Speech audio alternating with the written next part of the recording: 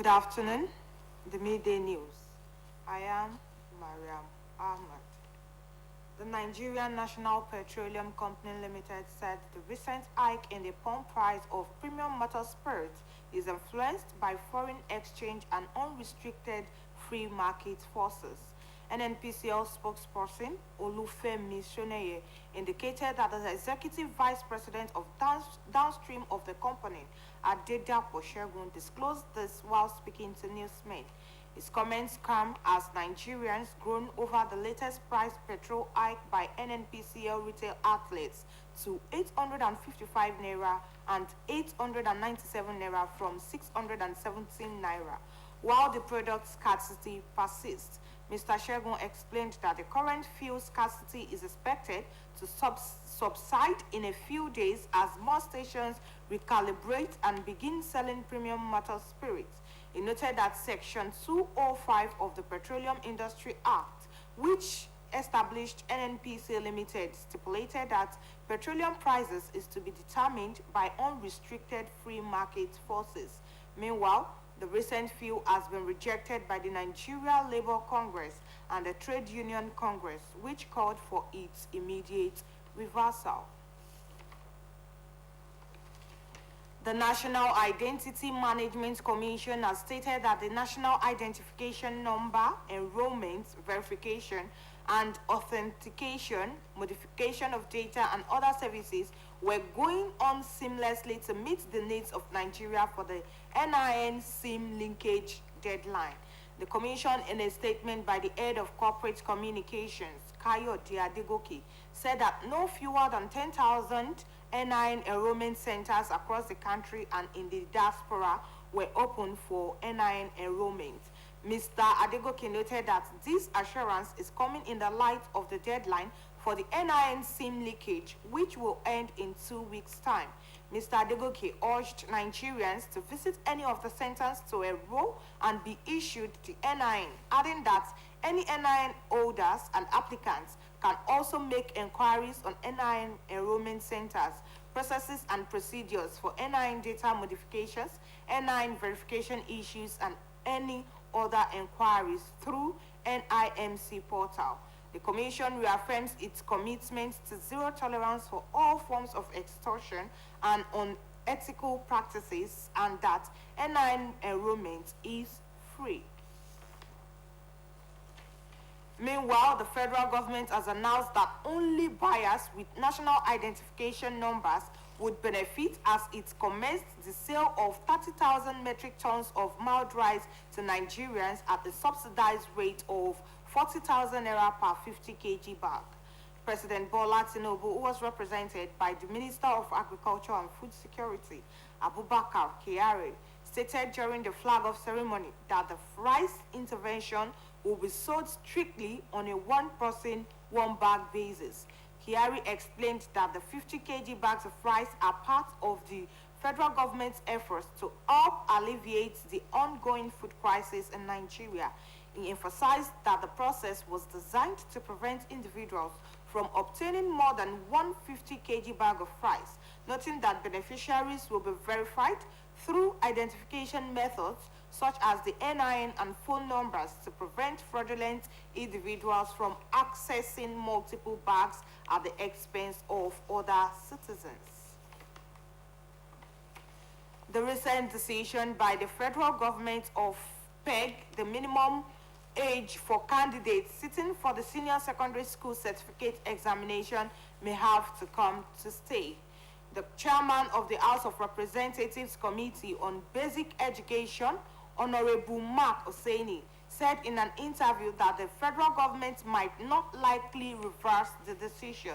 Honorable Oseni stated that the committees on basic education and examination boards took this matter to the leadership of the House of Representatives, where Speaker Tajuddin Abbas appointed the House leader, Professor Julius Wovere, to moderate a meeting between the two committees and the Minister of Education. He enjoined the Ministry of Education to ensure that students who are already progressing in the senior classes in secondary schools are not left stranded after completion of that level of education. He, however, mandated the minister and his team to work out ways of handling the policy based on data available to the ministry and ensure that the policy does not jeopardize public interest.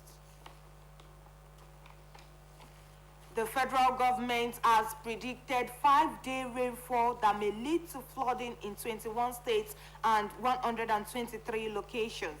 It also listed 7 states that will likely be severely affected, which include Benue, Ogi, Anambra, Delta, Imo, Rivers, and Bayelsa states.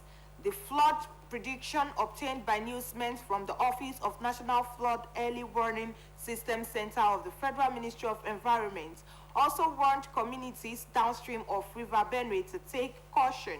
The federal government said the identified locations and environs would likely witness rainfall that may lead to flood from 5th to 8th this month. The states, which include Kwara, Oyo, and Edo, are advised to prepare ahead of potential floods that may soon affect communities downstream. It also advised the states to clear blocked drainages, construct temporary flood barriers, and evacuate from floodplains to save higher grounds. NEMA gave the advice in a press statement signed by its head of press unit, Mazo Ezekiel. The flood alert advice follows the recent flood that impacted many communities across some states and rising water levels in River Benue and River Niger. The Nigeria Army has decried the increasing influence the social media is giving banditry in the country. It says social media platforms provide the oxygen for criminals like bandits to breathe and increase their attacks. The Army Chief of Civil Military Affairs, Major General Nusahire Hugo, spoke during the Nigerian Army social media seminar tagged Harnessing the Social Media for National Security and Development in Katsina. The Army Chief said the seminar is meant to promote interactions between the social media platforms and the Army. Major General Ugo stressed that the Nigerian Army needed the cooperation of social media platforms to be on the same page with the people, saying the idea is to dominate the social media space to ensure they unite and engage freely with the Army. And now from sports, former Nigerian international and ex-Super Eagles coach Sunday Olise has lauded Super Eagles winger Ademola Lookman for his inclusion in this year's Ballon d'Or award.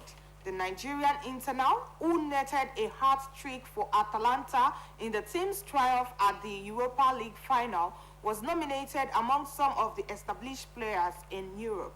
Lookman's contribution at the international level were equally impressive, with 3 goals and 1 assist instrumental in guiding Nigeria to the final of 2023 Africa Cup of Nations. Reacting to his nomination, the former Super Eagles coach, via his official X handle, welcomed Lookman into the Ballon d'Or family. And now from the foreign scene, at least 17 children died after a fire ripped through their primary school dormitory overnight in central Kenya. Police reported that the blaze in Nyeri County's hillside and Darasha Academy broke out at around midnight, engulfing rooms where the children were sleeping. The primary school caters to some 800 pupils aged between roughly 5 and 12. National Police spokesperson Wesila Oyago told newsmen that there are 17 fatalities from the incident and there are also others who were taken to hospital with serious injuries. Oyago also stated that bodies recovered at the scene were burnt beyond recognition. She said the cause of the fire remains unknown, but an investigation had been launched. President William Ruto, in a post on his X handle, expressed his condolences for those killed. He said he had instructed officials to thoroughly investigate the incident and promised that those responsible will be held to account. Still on the foreign scene, China has evacuated some 400,000 people as one of the year's most powerful storms is expected to make landfall in the popular tourist island of Anan later today. Report says trains, boats and flights in the area have been suspended for a second day, while schools remain shut in parts of the broader southern region as Super Typhoon Yagi closes in. Yagi has doubled in strength after wreaking havoc in northern Philippines early this week. Meteorologists say Yagi may cause catastrophic damage in Annan and neighboring Guangdong, which is also China's most populous province.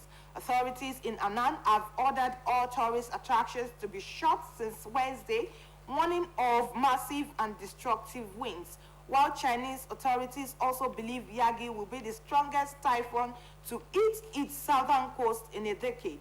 Meanwhile, the military has mobilized some 460,000 officers to help manage the storm's impact.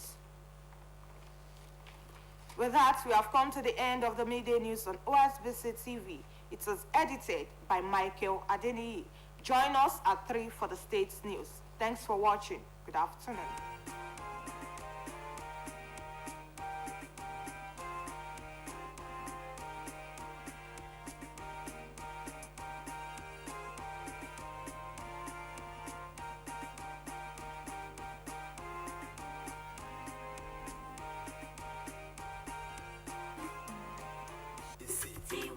OSBC ìròyìn tó kún rẹ́rẹ́ ètò tó gbámúṣé ìpolówó ọjà láti ń ṣe bẹbẹ láti ń fakọyọ láti ń kìlọ̀ ìwà láti ń wòye ayé à ń gbàṣà lárugẹ OSBC ẹgbẹ́ wa lárugẹ o.